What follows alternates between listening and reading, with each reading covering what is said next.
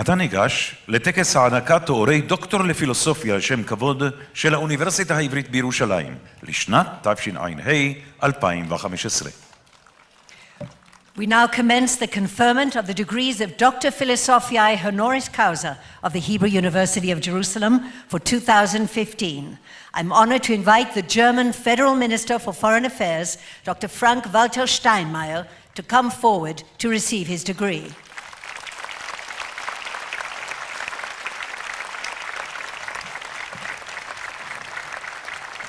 Professor Yifat Weiss from the Hebrew University's Mandel Institute of Jewish Studies will read the scroll in German.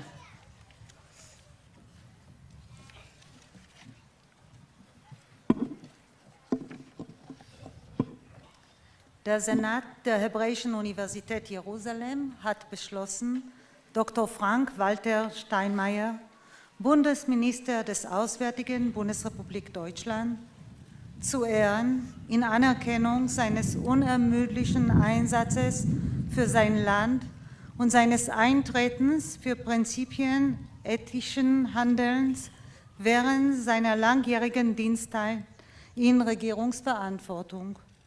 In Würdigung seiner Förderung der engen Beziehungen zwischen Deutschland und Israel und seiner unerschütterlichen Freundschaft mit und der Unterstützung für den Staat Israel. In Hochachtung für seine stetige und vernehmbare Verurteilung einer jeden Form von Antisemitismus und für seine diplomatischen Bemühungen um den Friedensprozess im Nahen Osten. Ihm wird der Titel eines Doctor Philosophiae Honoris Causa der Hebräischen Universität Jerusalem mitsamt allen damit verbundenen Rechten und Ehren verliehen. Überreicht in Jerusalem am heutigen Tag, dem 31. Mai 2015.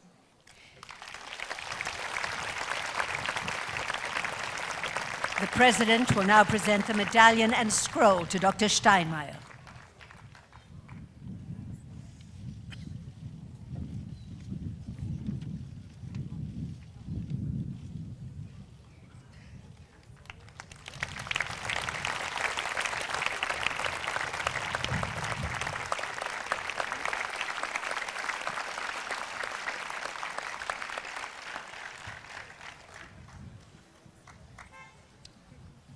אני מתכבד להזמין את שר החוץ של גרמניה, דוקטור פרנק ולטר שטיינמאייר, לשאת דברים.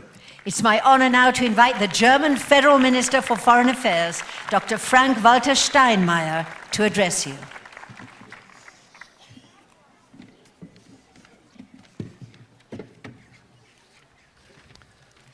Dear Shimon Peres, Mr. President Ben Sasson, dear friends, families, and most of all, dear graduates, what a wonderful audience, what a wonderful day for your celebration, and what a beautiful day now for a 3 hours lecture on our bilateral relations between Israel and Germany. I hope you are prepared for that. No worries, ladies and gentlemen, I'm not here to lecture.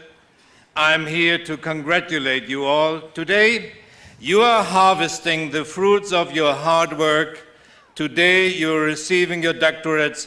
Mazel tov to all of you.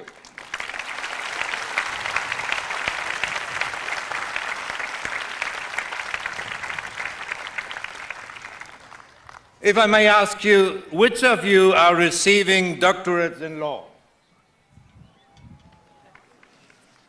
Wonderful. Great, I thought you might still be in the library. Okay, I admit it. I also did a PhD in law. When I sat in your chair many years ago at my own graduation, I overheard an argument that some graduates were having.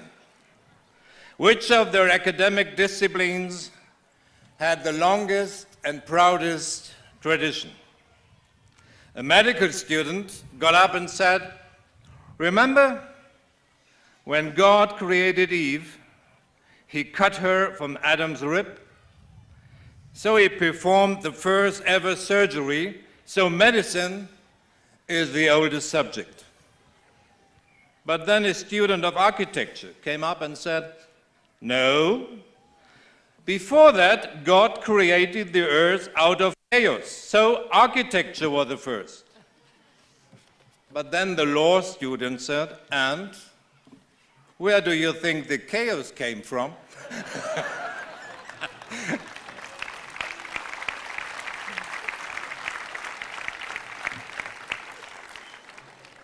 You heard it, I was a law student myself. It was 2 years after the end of my studies in 1984 when I heard of a brave and outspoken man who had just become Prime Minister of Israel, a man who has shaped the path of the Jewish and democratic state of Israel, a man beside whom I never dreamed to sit one day in this historic place. That man is Shimon Peres.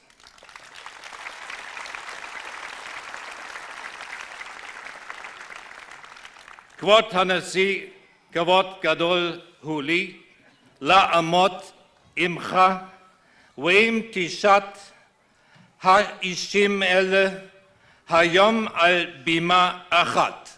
Toda Rabba.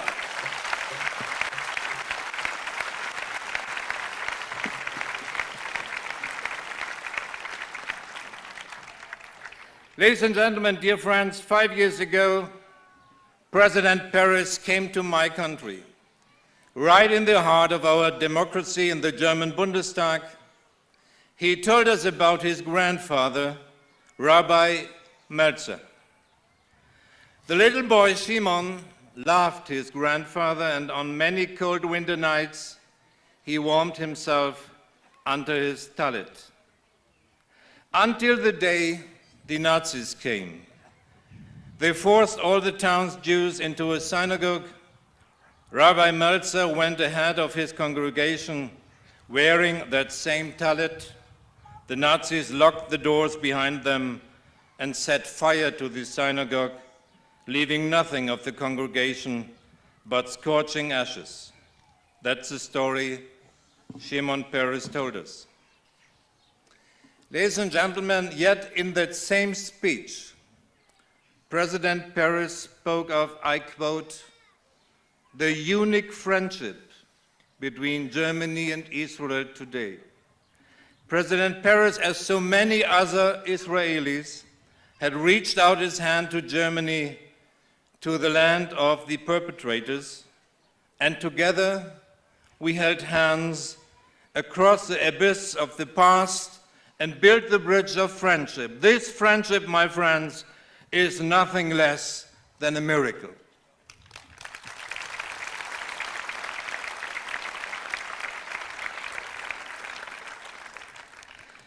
Im wunderschönen Monat Mai, als alle Vögel sangen, writes the Jewish-German poet Heinrich Heine, in the fair months of May, when all the birds were singing. In the months of May, 70 years ago, the birds fell silent. The war had ended, and the sunlight of spring exposed the worst crimes in the history of mankind, the Shoah against the Jewish people.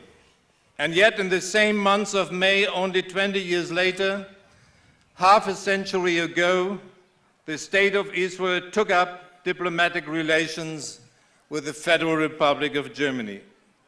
And today, again in the fair months of May, im wunderschönen Monat Mai, you are celebrating your doctorate graduation and you are welcoming the German foreign minister in your midst.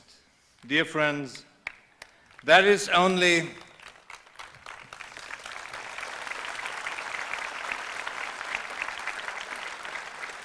what I wanted to say is, dear friends, this is only 3 generations. That just the blink of an eye by history standards. Only 3 generations who have walked the path from humanity's darkest valley to humanity's brightest political miracle. 3 generations, and look around you. All 3 generations are with us here today. The first generation witnessed the darkness. Shimon Peres is here. Some of your grandparents are here. And also Regina and Zvi Steinitz are here. Regina and Swie survived the hell of the Shoah of Auschwitz and Sachsenhausen. They live in Tel Aviv, but they still return to Germany every year to be a witness of their suffering to young Germans. Sachsenhausen is where I met them a few weeks ago, and they accepted my invitation to come to Jerusalem and celebrate with us today. Welcome, Swie and Regina, today.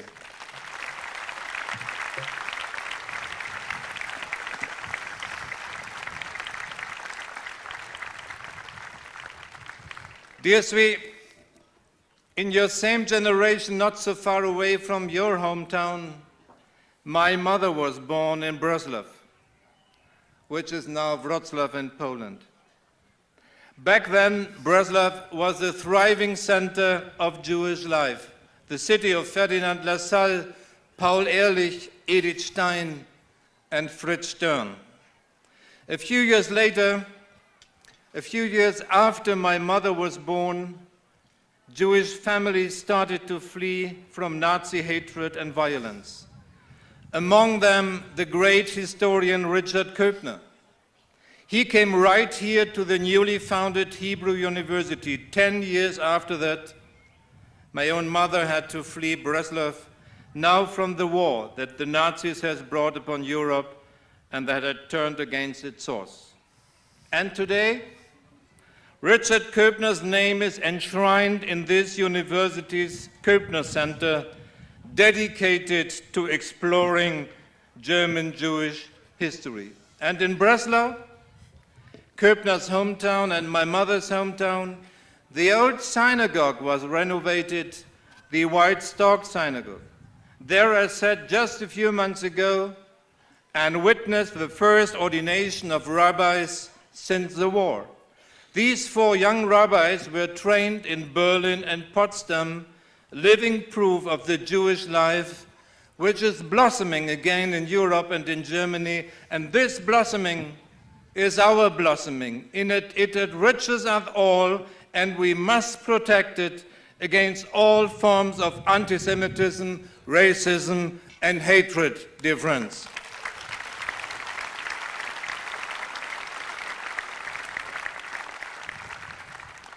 Then the second generation, my own generation, the generation of your professors who have guided you through these past years of research. The generation of your parents who are so proud of you here today. Our generation has lived through the first cautious, often painful re-encounters between our two countries. We, as young people in Germany, confronting the crimes of our fathers, your parents, as young people, uncovering the unspeakable memories haunting their parents. Many of the early ties between Israel and the Federal Republic of Germany came through academia. As early as the year I was born, Hebrew University forged its first connections with the Freie University Berlin. But it took until I was 17 before a German chancellor, in those years Willy Brandt, first came to visit Jerusalem. And even then, it was painful for many in Jerusalem to hear the German language, the shadow of memory. Your professor and dean, Dror Warman, for example, was 16 years old when he found out, well, only by chance, when he found out that his father Yaakov spoke German. Just last week, Dror found a very old letter at home written by his father at age 15 to his grandfather. And that letter is saying, "Father, I want to form a German reading club on our balcony, and I hope nobody will join it." And today, we have joined. We have found each other through the darkness. And now we join together regularly in universities, in government consultations, in business dealings, and somehow I feel on Jakob Warman's balcony. And then there are you guys, the generation of our children. I'm thinking of my own daughter. For her, just like for many of you, the German-Israeli exchange has found a firm place in her life's journey, in her discovery of the world. Especially Berlin and Tel Aviv attract young people like magnets of modernity.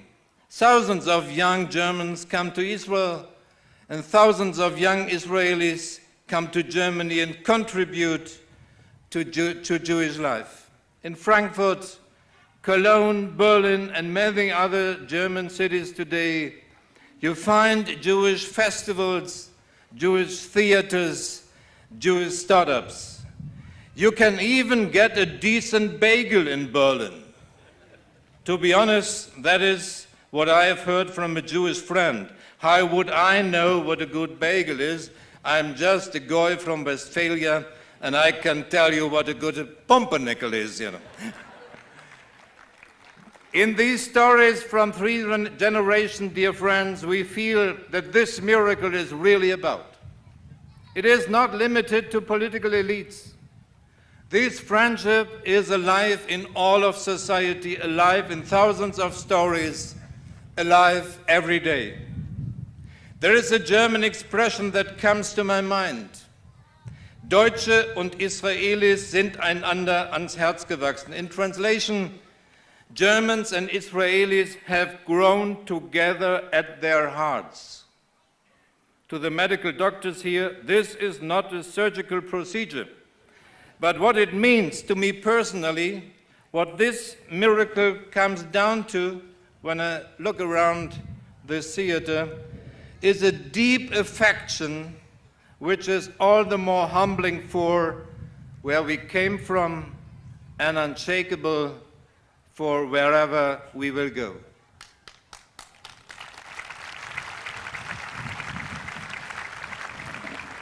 Dear graduates, this is a personal story, but yes, I'm also the foreign minister, and I know that the world you are facing isn't run by that kind of affection. It is not rosy. There is still a lot of darkness out here. Even look around this beautiful place, look down from this historic mountain. There is hatred, there is fear, there is injustice in your own country, in our neighborhood, and also in Europe. But I do have hope. I have hope that reconciliation, understanding, and peace are possible. Some might call that naive. And as you all have PhDs now, I'm going to give you the strongest empirical evidence for this hope that mankind ever have seen. That is the miracle of Germany and Israel, the miracle of friendship after darkness. So this friendship is not just for the history books, it is for the future. It is not only for the generations of witnesses, it is also for the young and for all those who have come new into our societies as immigrants to Germany and to Israel. It is not static, it is alive, and it can deal with the critical question you ask to our own governments and to each other. And maybe this miracle is not just for our own 2 countries, but it can send out hope to the world for those in conflict and in fear. Dear graduates, this friendship proves that the hard work of 3 generations can create miracles. And now you can do that work, because miracles, this world needs many. Congratulations to all of you, and in the name of all of us, thank you for being honored by this wonderful university. Thanks to the Hebrew University of Jerusalem, I feel honored and I feel moved. Thank you.